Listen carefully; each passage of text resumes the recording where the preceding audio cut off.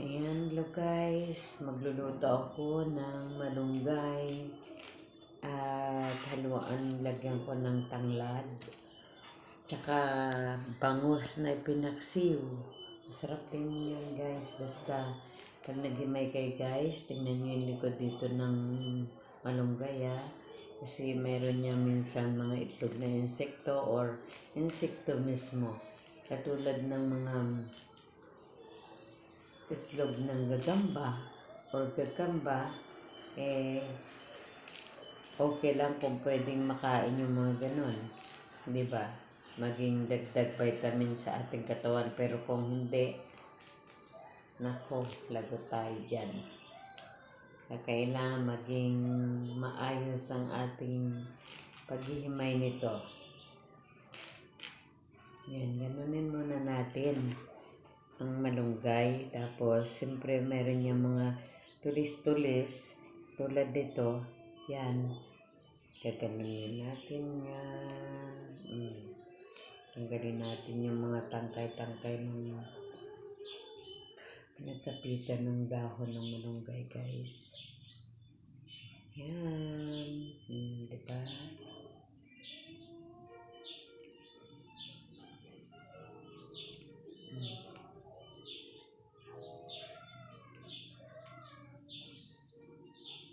Kailangan huwag tayo masyadong maalat guys, magtimpla. Kaya ang gagawin ko nito, ang bangus na piniling ng kasama ko na kaibigan ko ay paksiw. Pakukuloan ko na lang yun guys, dagdagan ko ng tubig at hindi ko nalagyan ng asin at bitchin. Ganun na lang. Pakuloan ko na lang siya bago ko ilalagay itong dalawa. Ang tanglad. Ito, tanglad to guys. Lemon grass tawag dito. At itong dahon ng malunggay.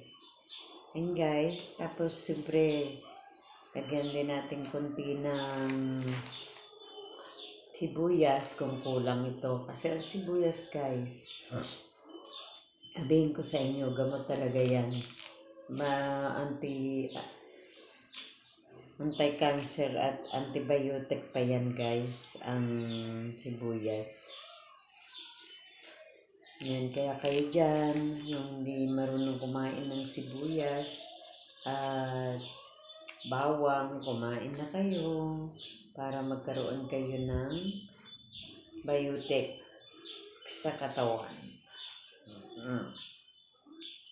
Okay? Yan, natapos na. Hindi ko na dinamanda guys kasi kami lang naman ang kakain nito. Kasi sabi nila kahit daw gamot ang isang dahon o halaman, kapag ito ay nasubrahan ka, hindi rin nakakabuti. Kaya tansyahin lang natin na sakto lang sa ating pangangailangan o ulam ang ating gagawin guys. Ayan. Okay? Pakita ko sa inyo ang aking paksiw. Ayan guys, ang paksiw, papakuloan ko na lang. Kukunin ko yung sili kasi bawal sa kanya ang may sili dahil mataas ang kanyang creatinine. Alam nyo ba ang creatinine guys? Yun ay isang lason na namumuo sa ating katawan na nasasala ng kidney. Kaya pag mayroon tayo niyan, pag mataas yung gan natin, ibig sabihin may problema ang kidney natin. So, yan, ingat-ingat kayo sa mga pagkaing maalat. Kailangan sakto lang. Yan guys. Takpan natin ang ating pinakuloang paksiw. Okay guys, abangan nyo ang susunod kong papakita. Tayo ay naghihintay ng ating kumukulong pinapakuluan ng isda. Ayan, magkakape muna tayo guys. Yan guys, nga pala, iwasan nyo rin yung sobrang kape ha. Kakasama rin sa ating katawan, sa ating kidney.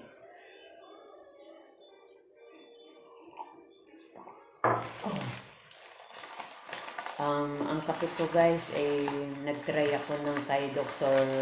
Herb.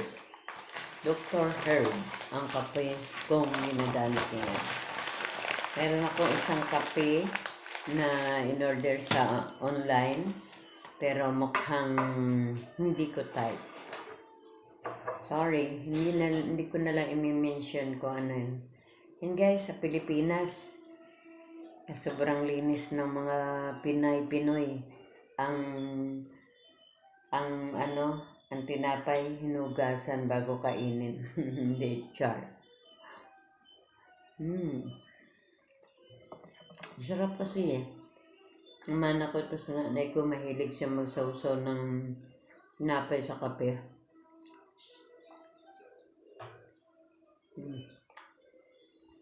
Kape tayo dyan. Mga kaibigan, my friend, ngayon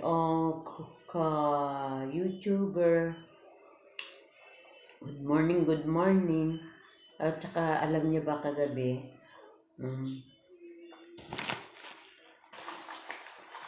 daling araw na kami umuwi dahil nagpa-check up yung pinsan ko doon sa General Hospital.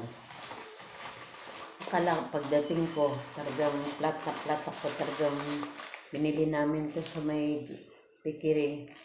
Talagang hindi ko siya natikman dahil talagang gusto ko matulog agad. Kasi, alam niyo pa guys, pagka sobra yung antok na yun, kakasama rin yan.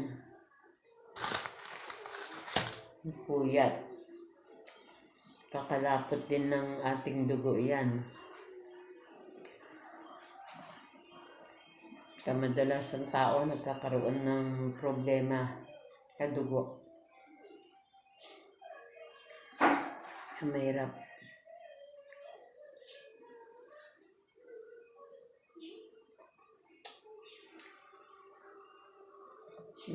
Mulog na siya.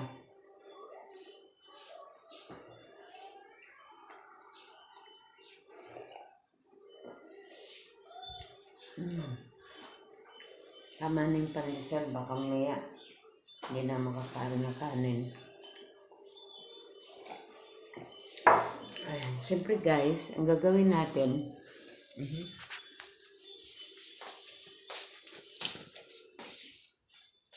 hugasan natin ulit. Ayan, marami pa akong gagawin guys. Hindi ko yan nahugasan kagabi kasi umalis kami. Tamang paghugas nito guys, kailangan yung hindi pa siya naka-fold ng ganito para alam niyong malinis. Ayan, lalagyan natin ang ating naku. Baka mamaya biglang manghang ito, hindi pwede. Siyempre guys, kasi paksiw ito eh. Tsaka nailagay sa rep. O yan. Yan. Tignan ko muna.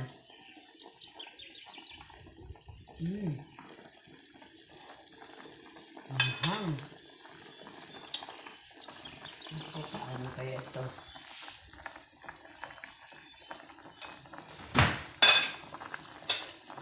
Tagal lang natin guys, kunti na asin. Kasi wala na talagang asin siya.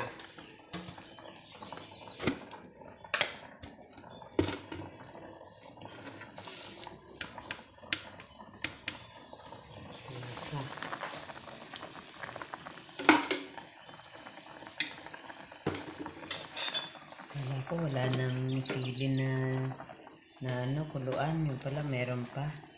Yung guys yan, basta pakuluan lang natin mabuti. Okay. At konting dagdag ng tubig. Konting dagdag ng tubig. Kasi medyo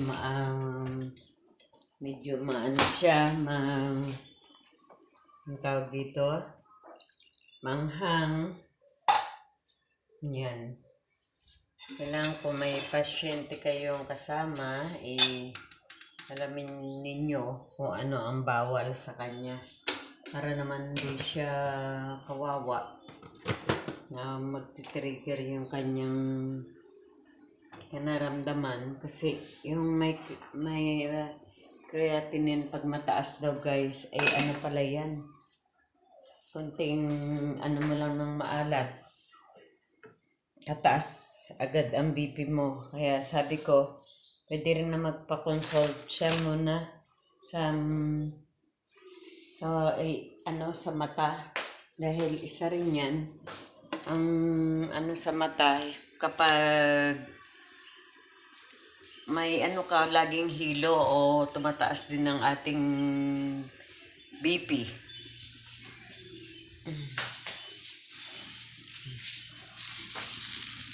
Ayan. Oh, yan, kumulo na guys. Pati yung ating tanglad. Mayroon na. Lagyan na lang natin ito. Mahirap pag walang guys, handle ang ating cellphone. Hindi natin alam kung paano tayo makikita ang ating ginagawa, diba?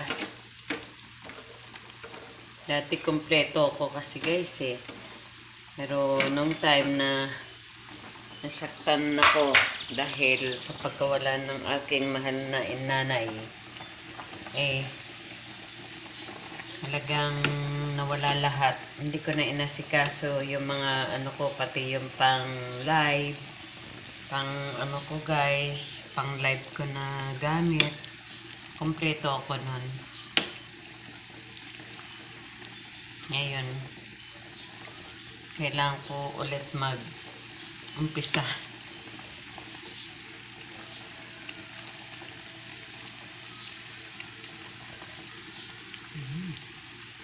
Okay na. Sarap na siya. Nga lang, may anghang. Paano yung may anghang konti? Ayan. Okay guys. Okay, sa mga bago dyan, please subscribe my YouTube channel, Indaylot Vlog. At lagi niyong tatandaan, kapag tayo may mahina ang ating kalusugan, lumapit lang tayo sa itaas. God bless. God bless guys. Love you all.